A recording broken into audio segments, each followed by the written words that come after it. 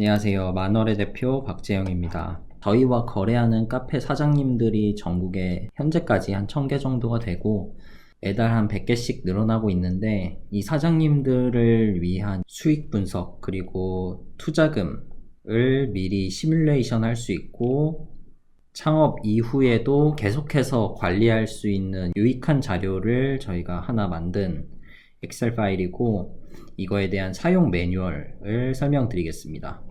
우선 크게 보면 이 엑셀은 컨셉, 우리 카페의 컨셉과 상권에 대한 의사결정을 할 수 있게 만들어 놨고, 두 번째는 우리 카페의 평수나 그리고 고객 수, 매출 등을 미리 가정해서 우리 카페의 규모라든지 특징을 정의할 수 있게 만들어 놨습니다.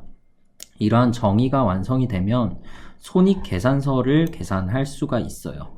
매출, 원가, 고정비, 그리고 영업이익 계산까지 다이렉트로 가능하게 만들어 놨고, 그리고 창업 투자금, 이미 영업을 하시는 분이라면 우리 카페에 들어간 투자금을 카운팅할 수 있게 만들어 놨고, 투자하기 전이라도 우리 카페에 투자금이 얼마가 들어갈지를 미리 시뮬레이션 할 수 있게 만들어 놨습니다. 그리고 마지막으로 투자 회수 기간과 목표 권리금까지 미리 계산할 수 있게 만들어 놔서 성공적인 카페 창업이 가능하도록 그렇게 자료 구성을 했습니다. 그래서 사용 매뉴얼은 생각보다 간단해요. 여기 보시면은 보라색 칠해져 있는 곳만 수정이 가능합니다. 나머지는 알아서 계산이 되게 만들어 놨어요. 그리고 각 셀마다 이렇게 필요한 내용들은 다 메모장으로 상세, 설명 및 매뉴얼이 기록되어 있으니까 이 부분도 참고하셔서 사용하시면 될 것 같아요. 자, 그럼 위에서부터 쭉 설명 이어나가겠습니다. 우선 컨셉인데, 자, 이 컨셉과 관련해서 더 자세한 설명은 제가 클래스 101의 강의로 올려놨으니까 그거 참고하시면 좋을 것 같고, 우리의 카페의 컨셉이 메뉴 특색이고, 내가 하고 싶은 상권이 주택가라고 하면 매칭이 좋습니다. 또는 주택가가 아니라 오피스 상권이면은 나쁘지 않은 매칭이지만 직장인들은 가격에 민감하다는 사실을 기억하세요. 이런 식으로 코멘트가 달릴 겁니다. 이걸 참고하셔서 우리 카페의 컨셉과 상권의 매칭이 좋지 않으면은 컨셉을 변경하는 피보팅을 한다든지 상권을 변경해서 매칭을 맞추는 그런 의사결정을 만들 수 있을 것 같습니다. 자, 컨셉과 상권은 이 정도로 넘어가고, 다음에 이제 기초 가정인데, 내가 하려는 카페의 평수를 먼저 정의를 해야 됩니다.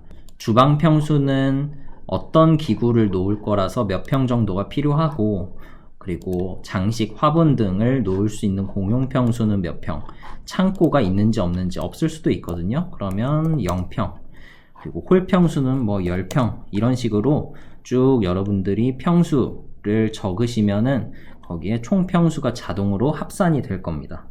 평수가 계산이 됐으면 이제 홀에 들어오는 고객의 최대 고객 수가 결정이 될 거예요.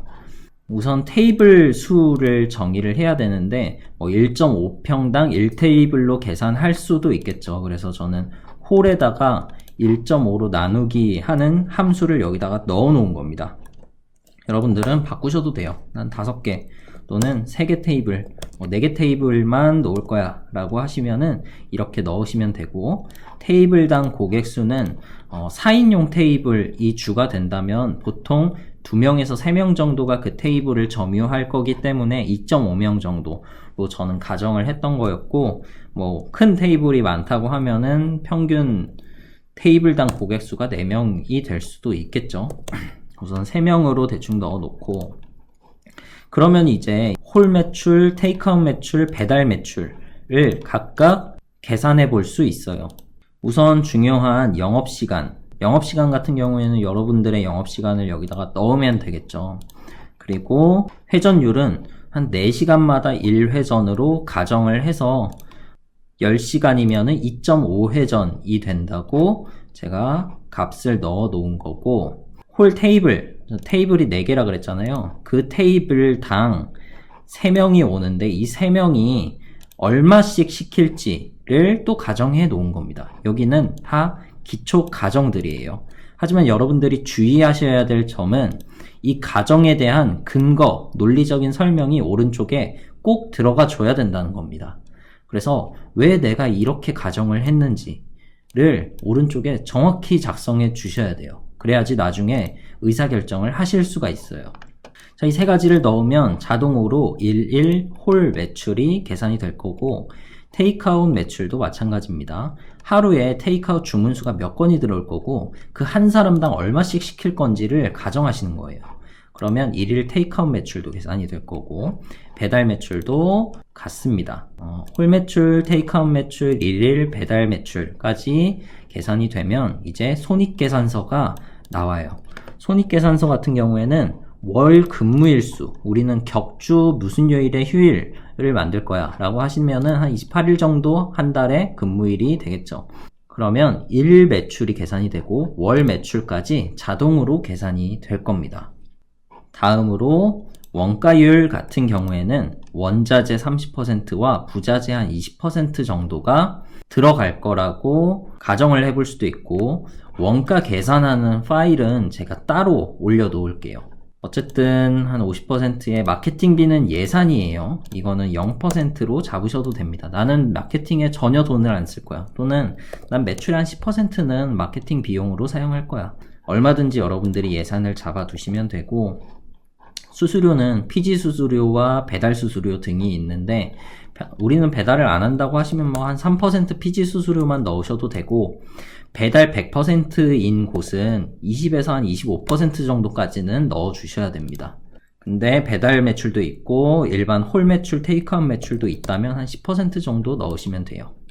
자, 다음으로 고정비 같은 경우에는 일단 공과금이 있겠죠. 전기세 얼마, 기본 관리비에 기타 공과금, 수도세라든지 인터넷비 이런 것들 합산해서 한 20만원 넣어놨고, 월세는 110만원 아니면은 우리 가게는 뭐 55만원, 얼마든지 여러분들 컨디션에 맞게 넣어주시면 되는데 부가세 포함해서 넣어주시는 게 좋습니다.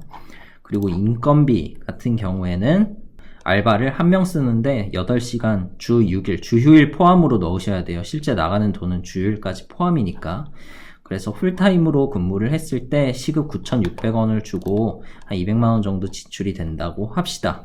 이거 사장님이 개인으로 하면은 0원을 넣으시면 돼요. 그랬을 때 월 매출 1,800만원에 세전 영업이익이 570만원, 세후 이익이 427만원 정도가 나오는 걸로 계산이 됩니다. 자, 여기서부터 이제 여러분들이 경영이라는 걸 할 수 있어요. 뭐냐면 420만원 너무 적은 것 같아. 왜냐면 나는 알바를 한 달에 200만원은 써야 되는데 그러면 나한테 남는 돈이 270만원밖에 없다 하시면은 객단가를 높여야겠다. 15,000원으로 객단가, 배달 객단가를 높이면 340만원까지 올라가네. 이 3,000원의 객단가를 높이려면 오른쪽의 논리구조에서 어떤 걸 내가 개선해야 될까? 이런 경영이 가능한 거예요. 배달 주문수를 30명에서 하루에 40명까지 늘리면은 세후 이익이 이렇게 많이 올라가는데 10명을 더 올리려면 난 뭘 해야 될까? 마케팅 비용이 5%에서 10%로 늘어나는 건 아닐까? 10%로 늘어나면 다시 세후 이익이 떨어지는데 이게 과연 맞는 일일까? 이런 것들을 시뮬레이션 해볼 수 있는 겁니다.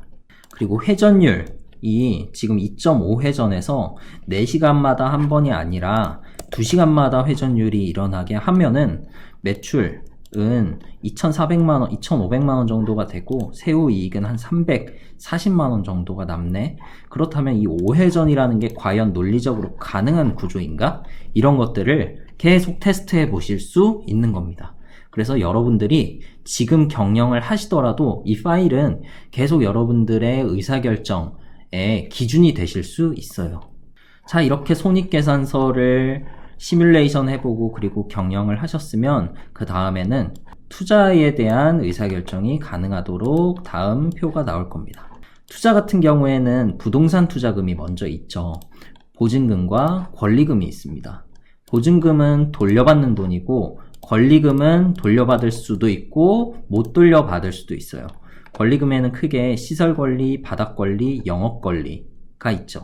권리 관련해서도 제가 클래스 101에 강의 올려놨으니까 네, 거기에 참고하시면 좋을 것 같습니다. 운전자금 같은 경우에는 이거 굉장히 중요한데 처음에 창업할 때 초기 운전자금까지는 생각을 못하고 창업하시는 분들이 많아요. 그러면 처음에 원자재랑 고정비가 없어서 갑자기 급전으로 대출을 받아야 되는 상황이 발생하는 경우가 많습니다. 그래서 최소 1개월치, 왜냐면 원자재는 먼저 사야 되고 매출에 대한 영업이익은 나중에 들어오거든요. 그래서 이건 현금 보유액으로 반드시 필요한 금액입니다. 그래서 우리 첫 달에 매출 원가가 얼마가 될지는 위에서 손익계산서에서 자동으로 계산이 되게 만들어 놨고, 이걸 제가 왜 보라색으로 만들어 놨냐면 나는 첫 달에 매출 원가가 이 정도까지 나오지는 않을 것 같고 이 정도에 한 반 정도만 있어도 될 것 같아. 이건 여러분들의 의사결정이거든요. 그래서 한 1개월치가 아니라 나는 0.5개월치만 준비해도 충분할 것 같아 라고 하시면 이렇게 적어 놓으시면 됩니다. 근데 저는 되도록이면은 최악의 상황을 방지하기 위해서 1개월치 정도는 보유하시는 거를 좀 추천드리는 편이고, 인테리어 비용 같은 경우에는 인테리어 설계, 시공, 자재 크게 세 가지가 있죠. 보통 인테리어 업체에 턴키로 견적을 받는 경우도 있는데 그럴 때는 그냥 뭐 2천만원 턴키 계약을 하셨으면 2천만원 넣고 나머지는 그냥 지우셔도 됩니다. 자, 가구 시설 집기류 같은 경우에는 인테리어 비용이랑은 또 다르죠. 그래서 주방에 들어가는 여러분들의 집기류, 그리고 창고에 들어가는 거, 홀, 기타에 들어가는 집기류들을 오른쪽에 정확하게 적어 놓고 그거에 대한 합산을 여기다가 적어 놓으시면은 이 흰색 부분은 자동으로 계산이 될 겁니다. 그래서 여기서 중요한 거는 총 현금 준비금과 총 투자금은 조금 다릅니다. 현금 준비금은 여러분들이 창업하실 때 현금으로 반드시 보유해 둬야 되는 금액이고, 투자금은 어차피 여러분들 나갈 때 보증금은 돌려받는 돈이잖아요. 그래서 이건 투자금이라고 보기가 되게 어려워요. 그래서 이 금액 빠진 거고, 그리고 운전자금은 말 그대로 운전자금이에요. 이건 투자금이 아니거든요. 그래서 운전자금도 빠진 금액입니다. 그래서 보시면은 현금 준비금에 운전자금과 보증금이 빠진 금액이라고 보시면 됩니다. 이게 실질적으로 여러분들이 여러분들의 가게를 차릴 때 들어간 투자금이에요. 그래서 이 투자금을 회수하는데 몇 개월이 걸리는지도 자동으로 계산이 될 겁니다. 그래서 여러분들이 영업이익으로 투자금을 회수하는데 11개월이나 걸린다. 나는 이 기간이 너무 긴 것 같아 하시면은 영업이익을 어떻게 늘릴지에 대한 전략을 8,000원으로 늘리면은 투자 회수 기간이 10개월로 줄어듭니다. 이런 식으로 다방면에 여러분들의 의사결정을 돕는 그런 자료가 될 거예요. 그리고 목표 권리금은 여러분들이 나갈 때, 이 가게를 팔 때 얼마의 권리금을 받을지에 대한 목표 금액이에요. 그래서 난 뭐 2천만 원을 목표로 하겠어 하시면 2천만 원 적으셔도 되고, 거기에 대한 논리적인 설명만 오른쪽에 적으시면 돼요. 권리금이라는 거는 나가는 사람과 새로 들어오는 사람 간의 협상이기 때문에 그 협상의 논리로도 이 시트가 사용될 수 있습니다. 네, 여기까지고, 이 파일이 여러분들이 카페를 운영하는데, 혹은 카페가 아니라도 거의 대부분의 업종에는 이 파일이 사용될 수가 있거든요. 저희 마너레 같은 경우에도 어떤 프로젝트가 진행될 때 항상 이 파일을 이용하고 시뮬레이션 했던 게 거의 대부분 이 구체적인 설명만 논리적으로 적으셨으면은 거의 대부분 현실에서도 똑같이 적용이 됩니다. 그러니까 저희가 항상 쓰는 자료이고 테스트도 이미 다 거친 자료이니까 여러분들도 유용하게 사용하시면 좋을 것 같습니다. 그리고 사용하는 데 관련해서 모르시겠거나 아니면 궁금하신 점 있으면은 여기 저희 홈페이지에 들어오셔서 1:1 문의 남기시면은 저희가 답변 도와드리겠습니다. 이상 마치겠습니다. 감사합니다.